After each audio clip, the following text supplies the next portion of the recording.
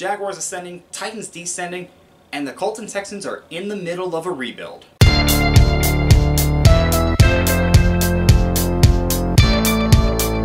What's going on, guys? Sticks Report here, back to you with another video, and today I've got the AFC South and what the offseason has in store for these teams. And let's not waste any more time, let's jump right in with the Houston Texans.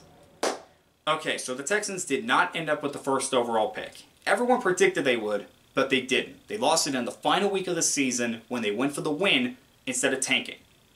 And yeah, you can get into the fact that Lovie Smith pretty much gifted the Chicago Bears the first overall pick, but we're not going to get into that. What we are going to talk about is the fact that DeMeco Ryans is now the new head coach. This is after 2 straight years where a head coach was only there for 1 season. And Ryans has a long way to go before he can even think about getting the Texans back in the playoffs. They start by getting a quarterback. With the 2nd overall pick and the 12th overall pick, they have good draft capital. Now, the question becomes, do they try to trade up with Chicago to get that number 1 overall pick for Bryce Young? It's a lot of questions that are going to go into that. Is Bryce Young really head and shoulders above the other quarterbacks? And is it worth it to what Chicago might ask for? If it is, then they might try to trade up. If it's not, they're just going to stay put and take either a Will Levis or CJ Stroud. I don't think they go Anthony Richardson. He's a project. Another thing, they need talent. And a lot of it. The good news is they have $36 million in cap space, so they can get some really good players. No more of these short-term deals. They need players now. In terms of free agents, Rex Burkhead as a free agent. He's been in the NFL for years. He's been a threat as a receiving and a runner, but he's getting up there in age. 2 of their top sack leaders are free agents. I don't know if they're going to have them back. One of their offensive linemen's a free agent, and O.J. Howard, a former top 20 pick, is also a free agent. I don't know if any of those guys are going to be back in the Texans uniform. But one thing is certain. With the 2nd overall pick, the 12th overall pick, and $36 million in cap space, they have got to start building this team now, especially if they're going to get a rookie quarterback. It's time, Texans. Time for this rebuild to start taking off. And for the love of God, please hold on to a head coach for longer than 1 season. Like the Texans, the Colts also have a new head coach. Shane Steichen, the offensive coordinator for the Philadelphia Eagles, is their new head coach. And they're in the market for a quarterback as well. They have the 4th overall pick.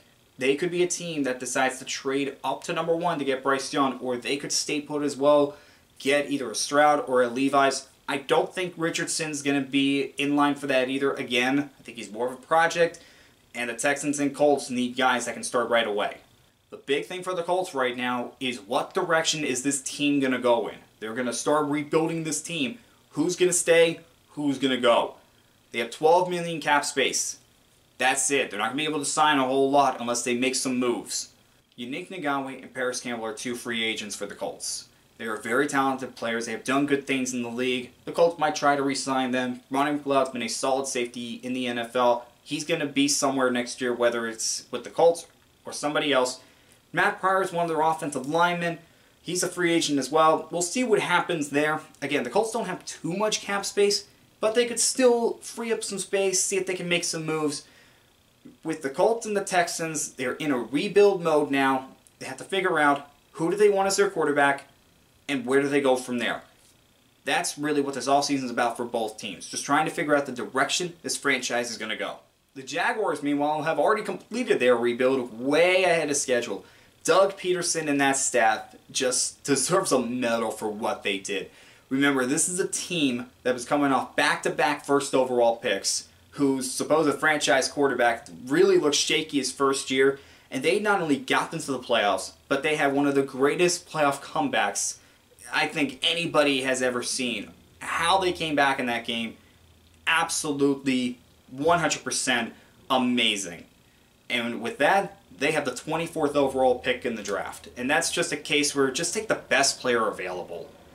Now they have $16 million in cap space, and Evan Ingram is rumored to be getting the franchise tag. He has definitely earned it for the season that he had. Everybody was writing him off, and he just proved just how talented he is. And the Jaguars really made some terrific free agency moves last year, when everybody was bagging on them for the moves that they made, and it turned out they knew exactly what they were doing all along. Arden Key's another guy that's a free agent, and he's a very good defensive end. I think they're going to try to keep him around.